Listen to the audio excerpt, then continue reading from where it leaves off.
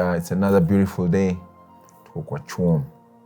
Na leo mwenye amekaa kwa chuom. He's a very good friend of mine.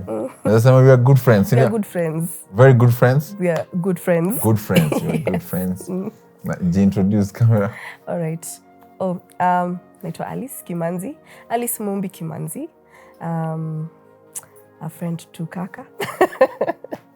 Yeah, I recently got to know him. He's a really, really wonderful person. And I'm here to have a conversation with you. Kwa chuom. Niko kwa chuom. Yes. Inside. Yeah, kwa chuom. And we're talking about second chances. I'll tell my encounter with you baadaye. Okay. So as for now, kuna wala wakujui, right? Unajua wewe ni legend. Amen. Unakuanga legend, man. Wewe ni legend. So kuna wala wakujui. And mimi napenda ku tell people through stories, right? Yeah. So we'll have different stories. Do I say to who you are? Okay. And I feel when we were kids, there's memories that we have or stories that we have when we were kids, when we were teenagers, when we were adults, and all of them is gonna lesson. So what's your childhood story? Okay. I've been brought up in a Christian family. Mom and dad were big on music. So when I was growing up, there was always music in the house. Hata nikiwa mtoi. I have 3 elder sisters. I grew up Buru with 5. What else? Yeah, so it was nice growing up just with my sisters wakiimba. I really don't have like a super huge story about my growing up, but nilienda shule Harambee Primary School. Nikamaliza hapo, but then I got born again when I was in class 8. When I was around 13 years old.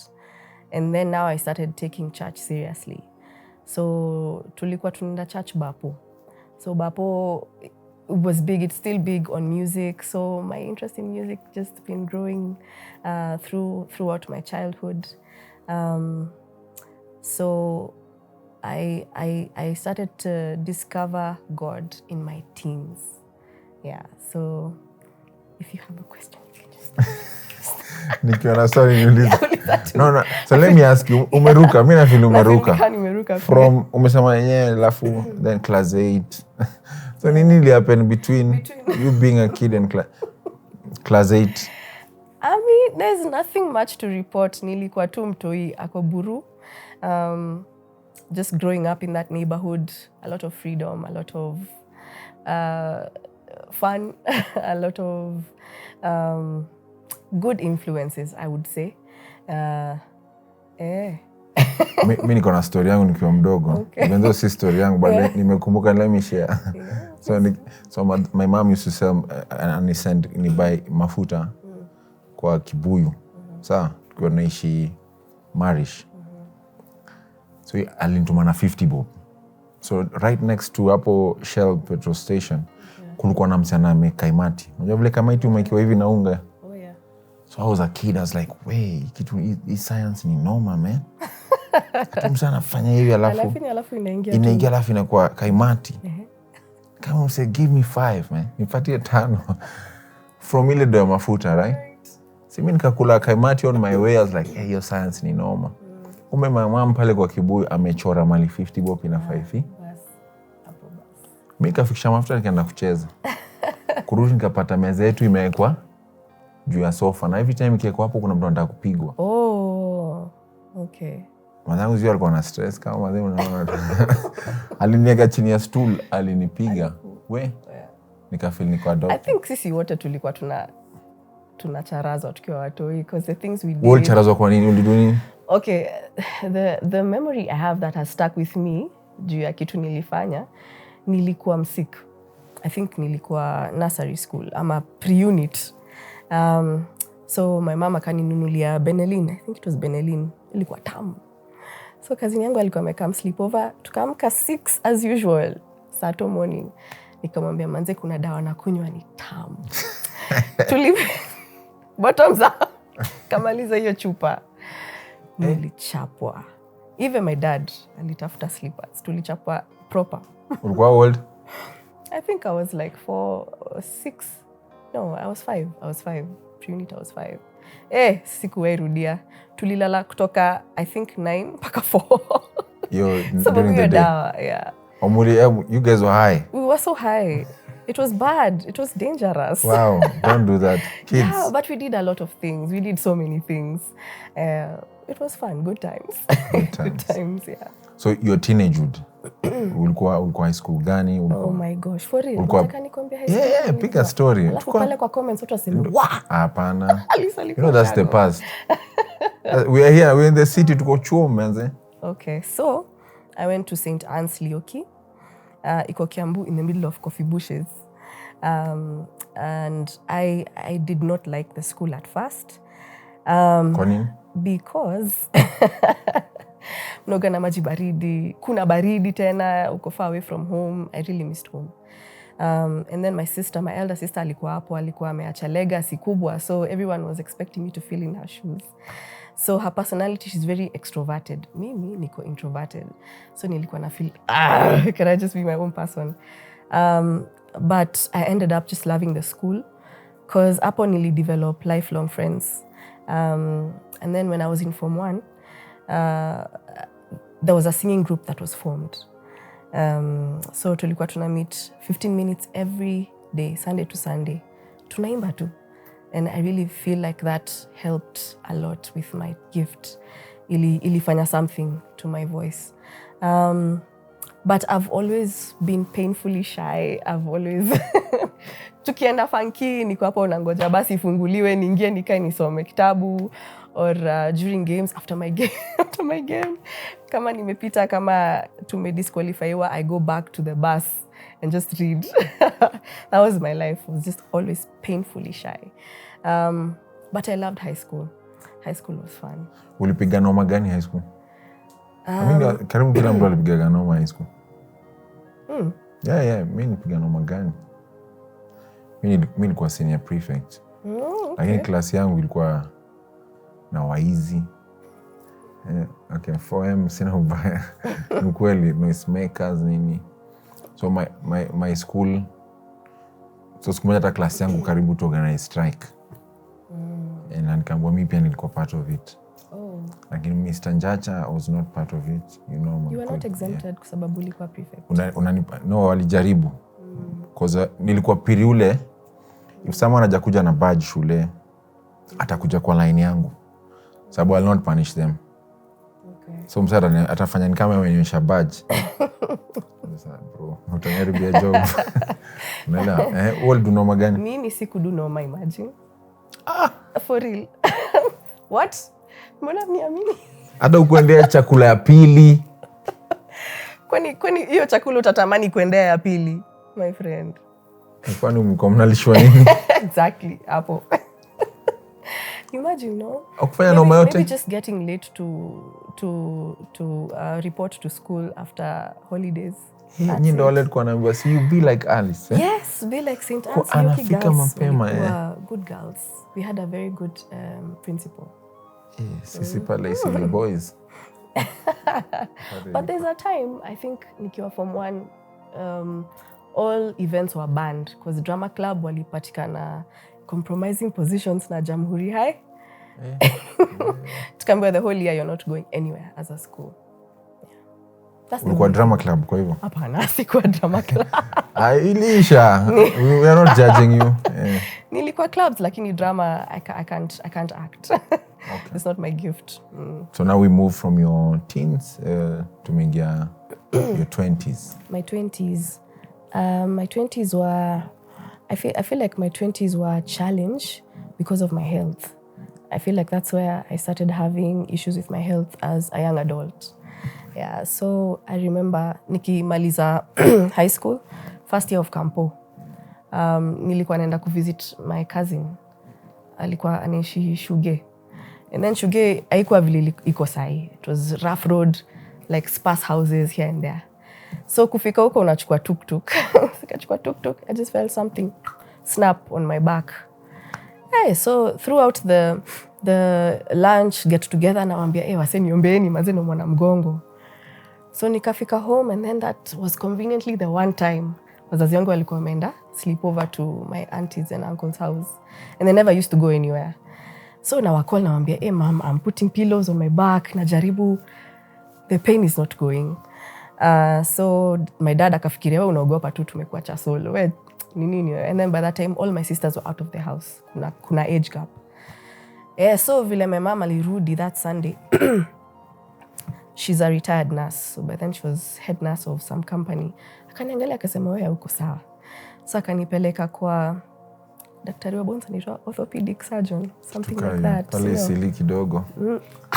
Tukufundishwa hiyo. Sasa akanipeleka kwa daktari. Of course aka order x-ray, aka order MRI.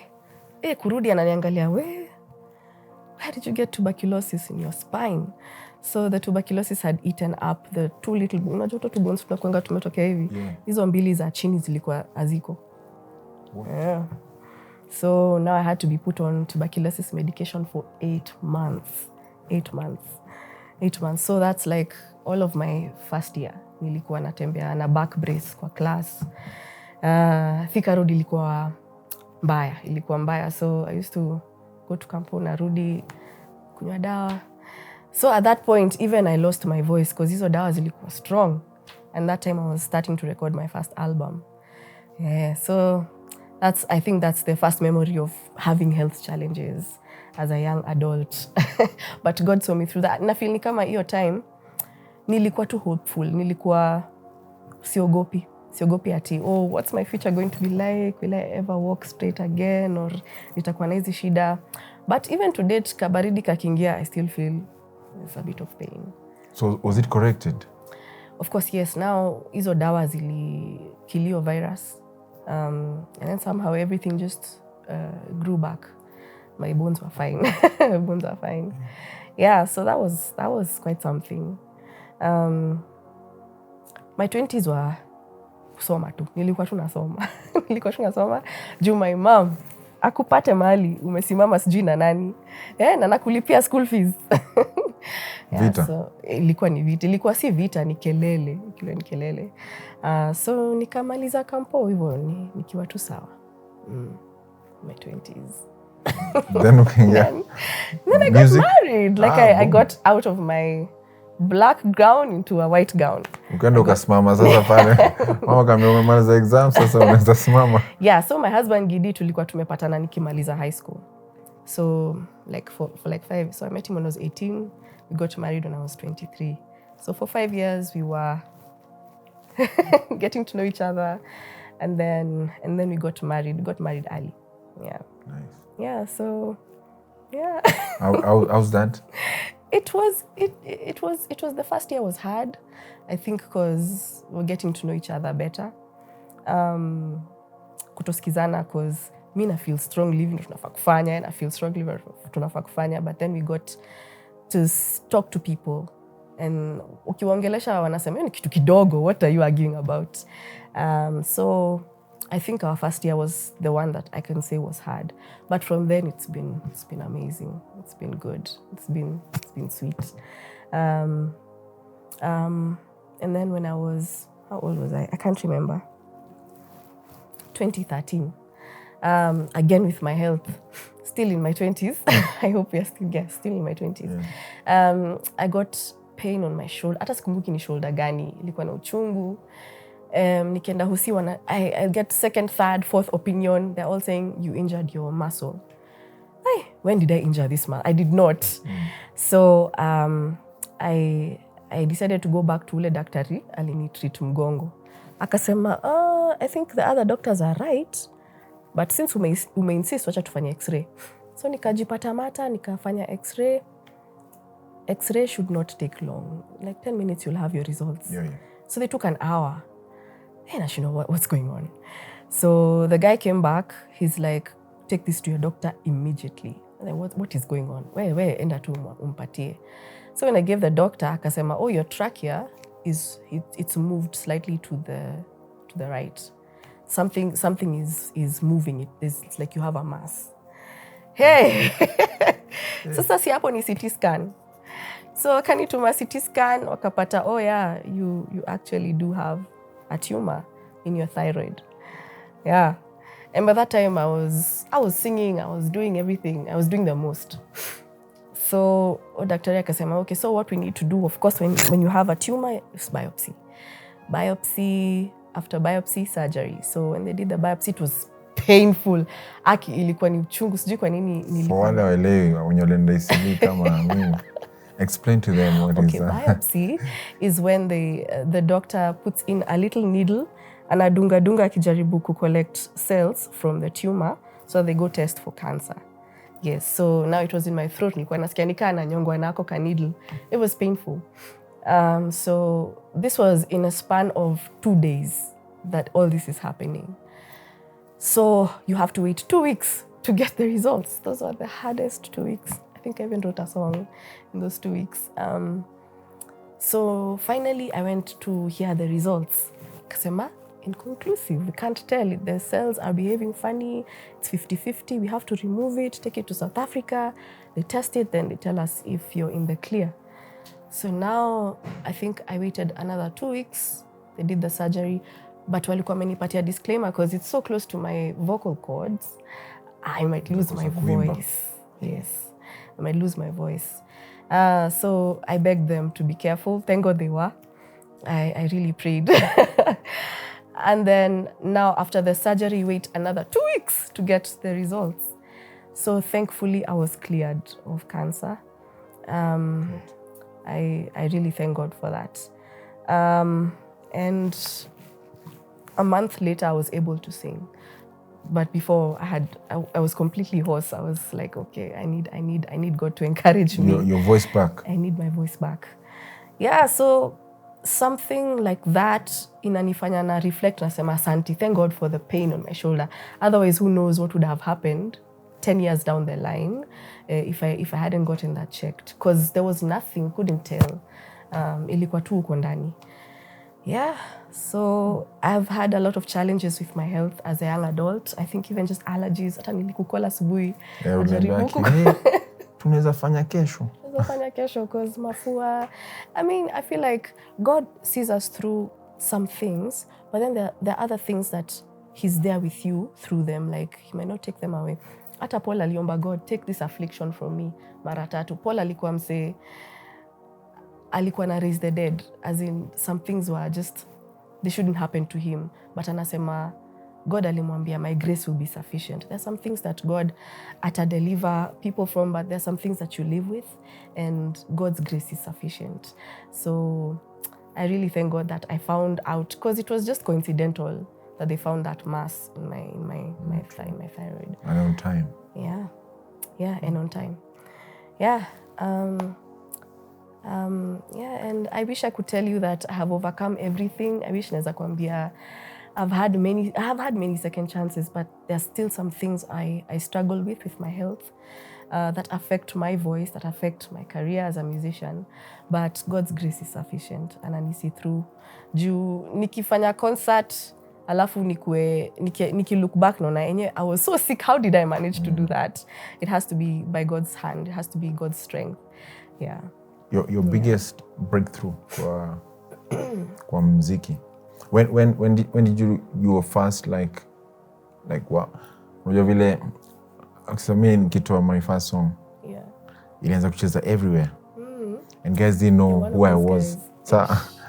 So natembea nje ya stall pale Imenti House. Yeah. Nataka ningie niambie mtu wa stall ni mimi. By the way huo ni mimi. Niwe wanacheza. Unajua uamini unapanda ma3 unasikia unaambia guys ni mimi. But you can't do it, unaelewa? So that was my first moment. Right. That's how I felt. I was so excited, even though madam ananiambia wewe. What was your first big moment song? Okay. And how did that feel? My first big moment song was actually a cover. It was actually a cover after I've done an album, by the way. I just did a cover for Let Praises Rise. So church walikuwa wanaimba hii song for like 3 weeks. Every Sunday they were singing this song. It was so sweet. Ilikuwa tu inakaa na wewe the whole week. So as we were driving home from church with my husband, I was singing it. Akasema, tufanye cover hii song. Let's do it. So we put some Swahili in it, put kapuka beat. Ikashika, and guys were like, oh, have you heard this new upcoming artist? Okay, sawa. I'll take that. Yeah, so that was my breakthrough song. And it was so funny because tulishoot na simu. Tulishoot tu kwa studio na simu. It was just there to be on my YouTube page. Not at least so that people can get to know me. And that's what I feel ilinipatia favor sana na wase. Yeah. Nice. In your career ya muziki kuna mtu ashai kuja ama you know sometimes nakutanga na fana na imbe bro manze mimi kuna song yako ingine and guys wako na my stories yani based on maybe experiences that we wrote that were personal and then zinakuwa like personal to other people like ushai kwa na one big moment ya kitu kayo. I think it's little ones here and there. Let Praises Rise is a big one I feel because watoi wanapenda sana. So actually nikitembea tao watu watauliza selfie for the sake of their kids. Hey, my 3-year-old, my 4-year-old anapenda hii song. And then now the other one is Dua. Dua ni song, yeah. It's a situation where you're not out of it yet, but you're believing God for a breakthrough somewhere in the future.